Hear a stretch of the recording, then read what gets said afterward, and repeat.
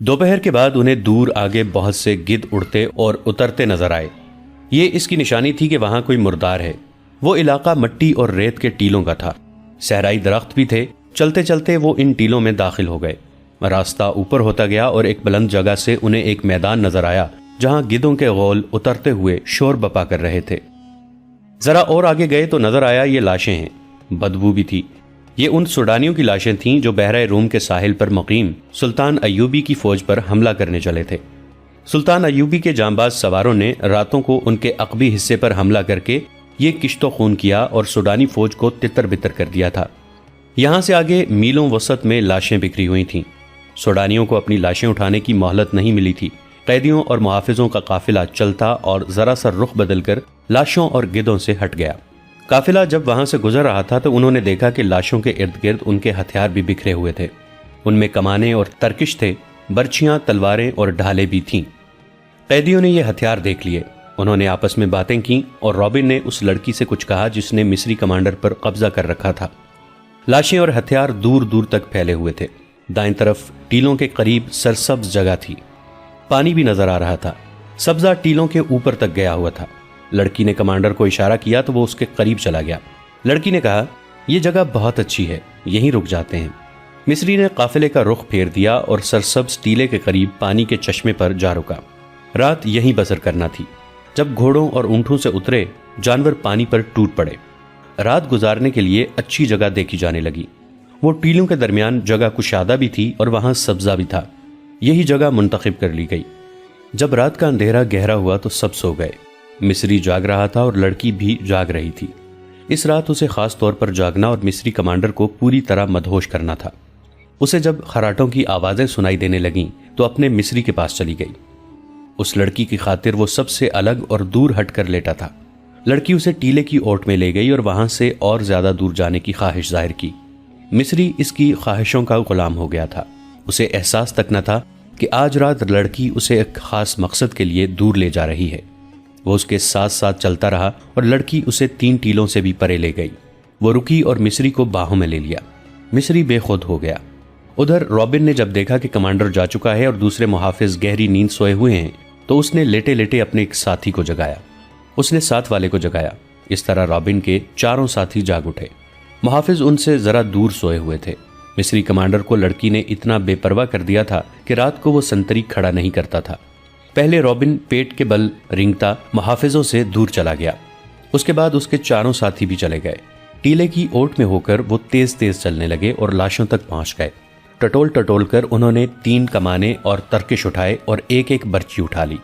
اسی مقصد کے لیے انہوں نے لڑکی سے کہا تھا کہ وہ کمانڈر سے کہے کہ یہاں پڑاؤ کیا جائے۔ وہ ہتھیار لے کر واپس ہوئے۔ اب وہ اکٹھے تھے۔ وہ سوئے ہوئے محافظوں کے قریب جا کھڑے ہوئے۔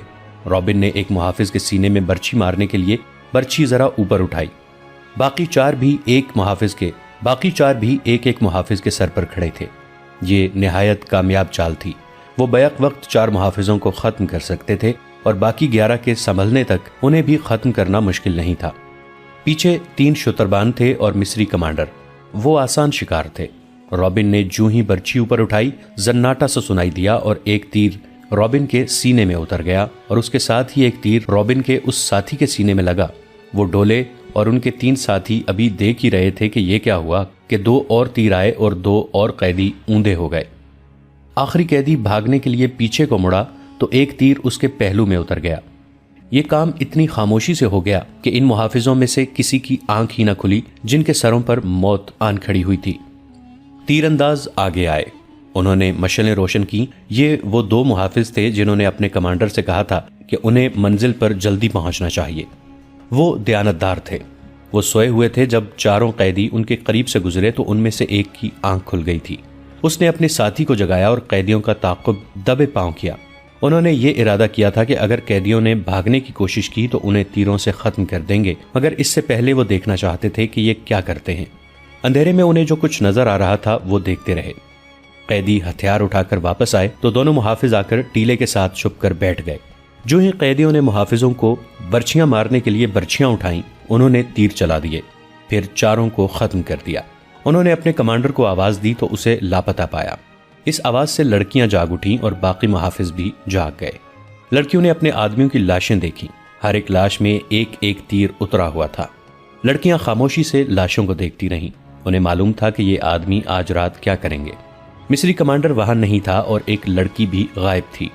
मुहाफिजों को मालूम नहीं था कि जब इन कैदी जासूसों के सीनों में तीर दाखिल हुए थे, बिल्कुल उसी वक्त उनके मिस्री कमांडर की पीठ में एक खंजर उतर गया था। उसकी लाश तीसरे टीले के साथ पड़ी थी। उस रात सहरा की रेत खून की प्यासी मालूम होती थी। मिस्री कमांडर अपने मुहाफिज दस्ते और कैदियों से बेखबर उस लड़की के साथ चला गया और लड़की इसे खासा दूर ले गई थी। उसे मालूम था कि उसके साथी एक खूनी ड्रामा खेलेंगे। लड़की मिस्री को एक टीले के साथ लेके बैठ गई। उसी टीले से जरा परे बालियान और उसके 6 मुहाफिजों ने पड़ाव डाल रखा था। उनके घोड़े कुछ दूर बंधे हुए थे। बालियान मूबी को साथ लिए टीले की तरफ आ गया था। उसके हाथ में शराब की बोतल थी। मूबी ने नीचे बिछाने के लिए दरी उठा रखी थी। बालियान मुहाफिजों से दूर जाकर ऐशो इशरत करना चाहता था।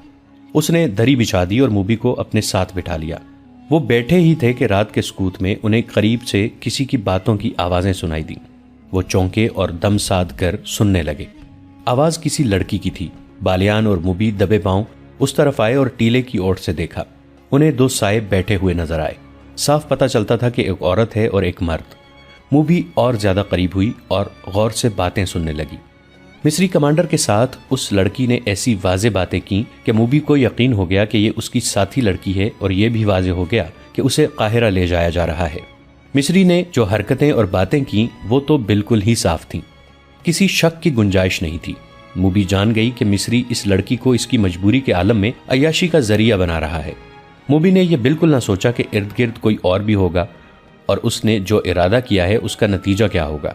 उसने पीछे हटकर बालियान के कान में कहा, ये मिस्री है और मेरे साथ की एक लड़की के साथ ऐश कर रहा है। इस लड़की को बचा लो। ये मिस्री तुम्हारा दुश्मन है और लड़की तुम्हारी दोस्त। उसने बालियान को और ज्यादा भड़काने के लिए कहा, ये बड़ी खूबसूरत लड़की है, इसे बचा लो और अपने सफरी हरम में इजाफा कर लो।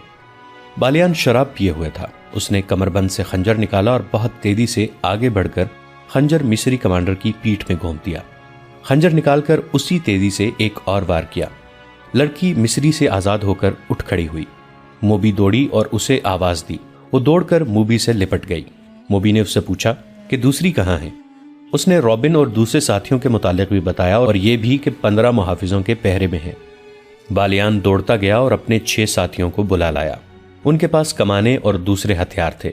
इतने में कैदियों के मुहाफिजों में से एक अपने मिस्री कमांडर को आवाजें देता इधर आ गया। बालियान के एक साथी ने तीर चलाया और उस मुहाफिज को खत्म कर दिया। वो लड़की उन्हें अपनी जगह ले जाने के लिए आगे आगे चल पड़ी। बालियान को आखिरी टीले के पीछे रोशनी नजर आई। उसने टीले की ओट में जाकर देखा, वहां बड़ी बड़ी 2 मशालें जल रही थीं। उनके डंडे जमीन में गड़े हुए थे। उनके ऊपर वाले सरों पर तेल में भिगोए हुए कपड़े लिपटे हुए थे जो जल रहे थे। बालियान अपने साथियों के साथ अंधेरे में ही था। उसे रोशनी में 5 लड़कियां अलग खड़ी नजर आ रही थीं और मुहाफिज भी दिखाई दे रहे थे। उनके दरमियान 5 लाशें पड़ी थीं जिनमें तीर उतरे हुए थे। मूबी और दूसरी लड़की की सिसकियां निकलने लगीं। मूबी के उकसाने पर बालियान ने अपने साथियों से कहा कि तुम्हारा शिकार है, तीरों से खत्म कर दो। इनकी तादाद अब 14 थी। ये उनकी बदकिस्मती थी कि वो रोशनी में थे। बालियान के साथियों ने कमानों में तीर डाले। तमाम तीर एक ही बार कमानों से निकले। दूसरे ही लम्हे कमानों में 6 और तीर आ चुके थे। एक ही बार कैदियों के 6 मुहाफिज खत्म हो गए। बाकी अभी समझ ही ना सके थे कि ये तीर कहां से आए हैं। 6 और तीरों ने 6 और मुहाफिजों को गिरा दिया। बाकी 2 रह गए थे। उनमें से एक अंधेरे में गायब हो गया। दूसरा जरा सुस्त निकला। वो भी सूडानियों के बैक वक्त 3 तीरों का शिकार हो गया। 3 शुतरबान रह गए थे जो सामने नहीं थे। वो अंधेरे में कहीं इधर उधर हो गए थे। मशालों की रोशनी में अब लाशें ही लाशें नजर आ रही थीं। हर लाश एक एक तीर लिए हुए थी और एक में 3 तीर पैवस्त थे। मूबी दौड़कर लड़कियों से मिली। इतने में उन्हें एक घोड़े के सर पर दौड़ने की आवाजें सुनाई दी जो दूर निकल गईं। बालियान ने कहा, यहां रुकना ठीक नहीं। इनमें से एक बचकर निकल गया है। वो काहिरा की समत गया है। फौरन यहां से निकलो। उन्होंने मुहाफिजों के घोड़े खोले और अपनी जगह गए। वहां जाकर देखा कि एक घोड़ा बमाजीन गायब था। उसे बचकर निकल जाने वाला मुहाफिज ले गया था। वो अपने घोड़ों तक नहीं जा सका था। छुपकर उधर चला गया जहां उसे 8 घोड़े बंधे नजर आए। जीनें पास ही पड़ी थीं। उसने एक घोड़े पर जीन कसी और भाग निकला। बालियान ने 14 घोड़ों पर जीनें कसवाईं। सामान 2 घोड़ों पर लादा। باقی گھوڑے ساتھ لیے اور روانہ ہو گئے۔ لڑکیوں نے موبی کو سنایا کہ ان پر کیا بیتی ہے اور انہیں کہاں لے جایا جا رہا تھا۔ انہوں نے یہ بھی بتایا کہ رابن اور اس کے ساتھی لاشوں کے ہتھیار اٹھانے گئے تھے، مگر معلوم نہیں وہ کس طرح مارے گئے۔ موبی نے کہا، ایوبی کے کیمپ میں میری اور رابن کی ملاقات اچانک ہو گئی تھی۔ اس نے کہا تھا کہ مجھے یوں نظر آ رہا ہے کہ یسوع مسیح کو ہماری کامیابی منظور ہے، ورنہ ہم اس طرح خلاف توقع نہ ملتے۔ آج ہماری ملاقات بالکل خلاف توقع ہو گئی ہے، لیکن میں یہ نہیں کہوں گی کہ یسوع مسیح کو ہماری کامیابی منظور ہے۔ خدا یسوع مسیح ہم سے ناراض معلوم ہوتا ہے۔ ہم نے جس کام میں ہاتھ ڈالا وہ چوپٹ ہوا۔ بحیرہ روم میں ہماری فوج کو شکست ہوئی اور مصر میں ہماری دوست سوڈانی فوج کو شکست ہوئی۔ ادھر رابن اور کرسٹوفر جیسے دلیر اور قابل آدمی اور ان کے اتنے اچھے ساتھی مارے گئے۔ معلوم نہیں ہمارا انجام کیا ہوگا۔ ہمارے جیتے جی تمہیں کوئی ہاتھ نہیں لگا سکتا، بالیان نے کہا۔ میرے شیروں کا کمال تم نے دیکھ لیا ہے۔ جس وقت قیدیوں کا قافلہ لاشوں کے پاس ٹیلوں میں رکا ہوا تھا، اس وقت ساحل پر سلطان ایوبی کی فوج کے کیمپ میں 3 آدمی داخل ہوئے۔ وہ اٹلی کی زبان بولتے تھے۔ ان کا لباس اٹلی کے دیہاتیوں جیسا تھا، ان کی زبان کوئی نہیں سمجھتا تھا۔ اٹلی کے جنگی قیدیوں سے معلوم کیا گیا۔ انہوں نے بتایا کہ یہ اٹلی سے آئے ہیں اور اپنی لڑکیوں کو ڈھونڈتے پھر رہے ہیں۔ یہ یہاں کے سالار سے ملنا چاہتے ہیں۔ انہیں بہاؤالدین شداد کے پاس پہنچا دیا گیا۔ صلاح الدین ایوبی کی غیر حاضری میں شداد کیمپ کمانڈر تھا۔ اٹلی کا ایک جنگی قیدی بلایا گیا۔ وہ مصر کی زبان بھی جانتا تھا۔ اس کی وساطت سے ان آدمیوں کے ساتھ باتیں ہوئیں۔ ان 3 آدمیوں میں ایک ادھیڑ عمر تھا اور 2 جوان تھے۔ تینوں نے ایک ہی جیسی بات سنائی۔ تینوں کی ایک جوان بہن کو صلیبی فوجی ان کے گھروں سے اٹھا لائے تھے۔ انہیں کسی نے بتایا تھا کہ وہ لڑکیاں مسلمانوں کے کیمپ میں پہنچ گئی ہیں۔ یہ اپنی بہنوں کی تلاش میں آئے ہیں۔ انہیں بتایا گیا کہ یہاں 7 لڑکیاں آئی تھیں۔ انہوں نے بھی یہی کہانی سنائی تھی، مگر 7 جاسوس نکلیں۔ ان تینوں نے کہا کہ ہماری بہنوں کا جاسوسی کے ساتھ کوئی تعلق نہیں ہے۔ ہم تو غریب اور مظلوم لوگ ہیں، کسی سے کشتی مانگ کر اتنی دور آئے ہیں۔ ہم غریبوں کی بہنیں جاسوسی کی جرت کیسے کر سکتی ہیں؟ ہمیں ان 7 لڑکیوں کا کچھ پتہ نہیں، معلوم نہیں وہ کون ہوں گی۔ ہم تو اپنی بہنوں کو ڈھونڈ رہے ہیں۔ ہمارے پاس کوئی اور لڑکی نہیں، شداد نے بتایا۔ یہی 7 لڑکیاں تھیں جن میں سے ایک لاپتہ ہو گئی تھی اور باقی 6 کو پرسوں صبح یہاں روانہ کر دیا گیا ہے۔ اگر انہیں دیکھنا چاہتے ہو تو قاہرہ چلے جاؤ۔ ہمارا سلطان رحم دل انسان ہے، تمہیں لڑکیاں دکھا دے گا۔ نہیں، ایک نے کہا، ہماری بہنیں جاسوس نہیں، وہ 7 کوئی اور ہوں گی۔ ہماری بہنیں سمندر میں ڈوب گئی ہوں گی یا ہمارے ہی فوجیوں نے انہیں اپنے پاس رکھا ہوا ہوگا۔ بہاؤالدین شداد نیک خصلت انسان تھا۔ اس نے ان دیہاتیوں کی مظلومیت سے متاثر ہو کر ان کی خاطر تواضع کی اور انہیں عزت سے رخصت کیا۔ اگر وہاں علی بن سفیان ہوتا تو ان تینوں کو اتنی آسانی سے نہ جانے دیتا۔ اس کی سراغ رساں نظریں بھانپ لیتی کہ یہ تینوں جھوٹ بول رہے ہیں۔ تینوں چلے گئے، کسی نے بھی نہ دیکھا کہ وہ کہاں گئے ہیں۔ وہ چلتے ہی گئے اور شام تک چلتے ہی رہے۔ کیمپ سے دور جہاں کوئی خطرہ نہ تھا، وہ چٹانوں کے اندر چلے گئے۔ وہاں ان جیسے 18 آدمی بیٹھے ان کا انتظار کر رہے تھے۔ ان تینوں میں جو ادھیڑ عمر تھا وہ میگنا نامریوس تھا۔ یہ صلیبیوں کی وہ کمانڈو پارٹی تھی جسے لڑکیوں کو آزاد کرانے اور اگر ممکن ہو سکے تو سلطان ایوبی کو قتل کرنے کا مشن دیا گیا تھا۔ ان تینوں نے کیمپ سے کچھ اور ضروری معلومات بھی حاصل کر لی تھیں۔ یہ بھی معلوم کر لیا تھا کہ صلاح الدین ایوبی یہاں نہیں، قاہرہ میں ہے۔ شداد کے ساتھ باتیں کرتے جہاں انہیں یہ معلوم ہو گیا تھا کہ لڑکیاں قاہرہ کو روانہ کر دی گئی ہیں، وہاں انہوں نے یہ بھی معلوم کر لیا تھا کہ ان کے ساتھ 5 مرد قیدی بھی ہیں۔ یہ پارٹی ایک بڑی کشتی میں آئی تھی۔ انہوں نے کشتی ساحل پر ایسی جگہ باندھ دی تھی جہاں سمندر چٹان کو کاٹ کر اندر تک گیا ہوا تھا۔ ان لوگوں کو اب قاہرہ کے لیے روانہ ہونا تھا، مگر سواری نہیں تھی۔ یہ 3 آدمی جو کیمپ میں گئے تھے یہ بھی دیکھ آئے تھے کہ اس فوج کے گھوڑے اور اونٹ کہاں بندھے ہوئے ہیں۔ انہوں نے یہ بھی دیکھا کہ کیمپ سے جانور چوری کرنا آسان نہیں۔ 21 گھوڑے یا اونٹ چوری نہیں کیا جا سکتے تھے۔ ابھی سورج طلوع ہونے میں بہت دیر تھی۔ وہ پیدل ہی چل پڑے۔ اگر انہیں سواری مل جاتی تو وہ قیدیوں کو راستے میں ہی جا لینے کی کوشش کرتے۔ اب وہ یہ سوچ کر پیدل چلے کہ قاہرہ میں جا کر قیدیوں کو چھڑانے کی کوشش کریں گے۔ سب جانتے تھے کہ یہ زندگی اور موت کی مہم ہے۔ صلیبی فوج کے سربراہ اور شاہوں نے انہیں کامیابی کی صورت میں جو انعام دینے کا وعدہ کیا تھا وہ اتنا زیادہ تھا کہ کوئی کام کیے بغیر اپنے کنبوں سمیت ساری عمر آرام اور بے فکری کی زندگی بسر کر سکتے تھے۔ میگنا نامریوس کو جیل خانے سے لایا گیا تھا۔ اسے ڈاکہ زنی کے جرم میں 30 سال سزائے قید دی گئی تھی۔ اس کے ساتھ 2 اور قیدی تھے جن میں سے ایک کی سزا 24 سال اور دوسرے کی 27 سال تھی۔ اس زمانے میں قید خانے قصاب خانے ہوتے تھے۔ مجرم کو انسان نہیں سمجھا جاتا تھا۔ بڑی ظالمانہ مشقت لی جاتی تھی اور مویشیوں کی طرح کھانے کو بیکار خوراک دی جاتی تھی۔ قیدی رات کو بھی آرام نہیں کر سکتے تھے، ایسی قید سے موت بہتر تھی۔ ان تینوں کو انعام کے علاوہ سزا معاف کرنے کا وعدہ دیا گیا تھا۔ صلیب پر حلف لے کر انہیں پارٹی میں شامل کیا گیا تھا۔ جس پادری نے ان سے حلف لیا تھا اس نے انہیں بتایا کہ وہ جتنے مسلمانوں کو قتل کریں گے اس سے 10 گنا ان کے گناہ بخشے جائیں گے، اور اگر انہوں نے صلاح الدین ایوبی کو قتل کیا تو ان کے تمام گناہ بخش دیے جائیں گے، اور اگلے جہان خدائے یسوع مسیح انہیں جنت میں جگہ دیں گے۔ یہ معلوم نہیں کہ یہ تینوں قید خانے کے جہنم سے آزاد ہونے کے لیے موت کی اس مہم میں شامل ہوئے تھے، یا اگلے جہان جنت میں داخل ہونے کے لیے، یا انعام کا لالچ انہیں لے آیا تھا، یا وہ نفرت جو ان کے دلوں میں مسلمانوں کے خلاف ڈالی گئی تھی۔ بہرحال وہ عزم کے پختہ معلوم ہوتے تھے، اور ان کا جوش و خروش بتا رہا تھا کہ وہ کچھ کر کے ہی مصر سے نکلیں گے یا جانیں قربان کر دیں گے۔ باقی 18 تو فوج کے منتخب آدمی تھے۔ انہوں نے جلتے ہوئے جہازوں سے جانیں بچائی تھیں اور بڑی مشکل سے واپس گئے تھے۔ وہ مسلمانوں سے اس ذلت آمیز شکست کا انتقام لینا چاہتے تھے۔ انعام کا لالچ تو تھا ہی، یہی جذبہ تھا جس کے جوش سے وہ اندیکھی منزل کی سمت پیدل ہی چل پڑے۔ دوپہر کے وقت ایک گھوڑا سوار صلاح الدین ایوبی کے ہیڈ کوارٹر کے سامنے جا رکا۔ گھوڑے کا پسینہ چھوٹ رہا تھا اور سوار کے منہ سے تھکن کے مارے بات نہیں نکل رہی تھی۔ وہ گھوڑے سے اترا تو گھوڑے کا سارا جسم بڑی زور سے کانپا۔ گھوڑا گر پڑا اور مر گیا۔ سوار نے اسے آرام دیے بغیر اور پانی پلائے بغیر ساری رات اور آدھا دن مسلسل دوڑایا تھا۔ سلطان ایوبی کے محافظوں نے سوار کو گھیرے میں لے لیا، اسے پانی پلایا، اور جب وہ بات کرنے کے قابل ہوا تو اس نے کہا کہ کسی سالار یا کماندار سے ملا دو۔ سلطان ایوبی خود ہی باہر آ گئے تھے۔ سوار انہیں دیکھ کر اٹھا اور سلام کر کے کہا، سلطان کا اقبال بلند ہو، بری خبر لایا ہوں۔ سلطان ایوبی اسے اندر لے گئے اور کہا، خبر جلدی سناؤ۔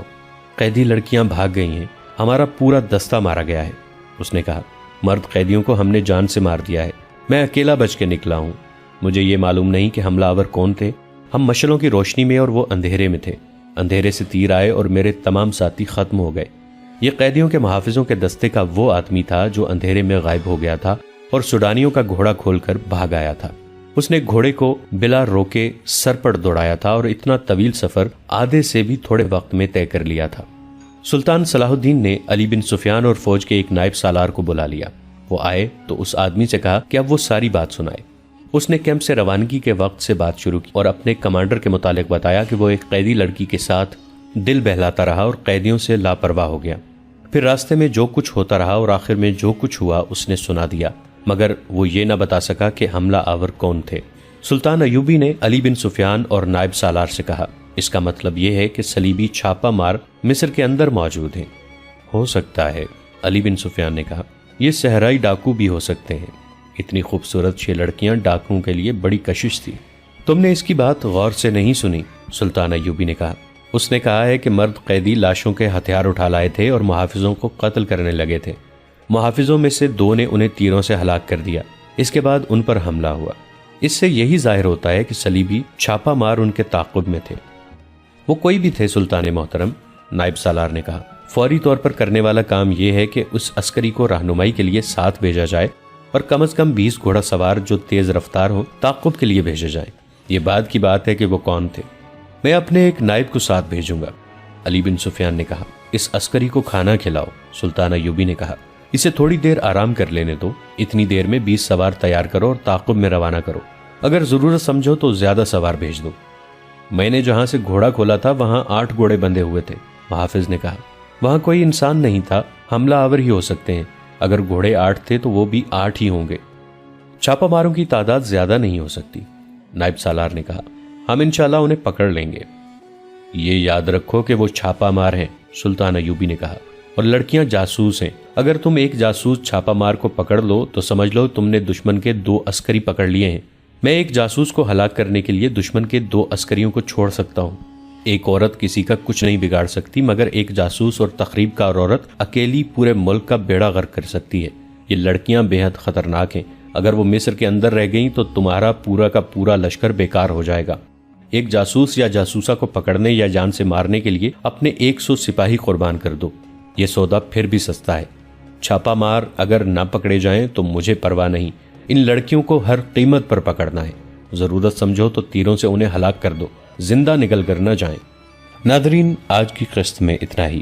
ہماری نئی ویڈیوز سے باخبر رہنے کے لیے ہمارے اس چینل کو سبسکرائب کر کے نیچے موجود بیل آئیکن کو ضرور پریس کیجیے گا۔ آپ سے ملاقات ہوگی نئی ویڈیو کے ساتھ، تب تک کے لیے ہمارا اور آپ کا اللہ نگہبان۔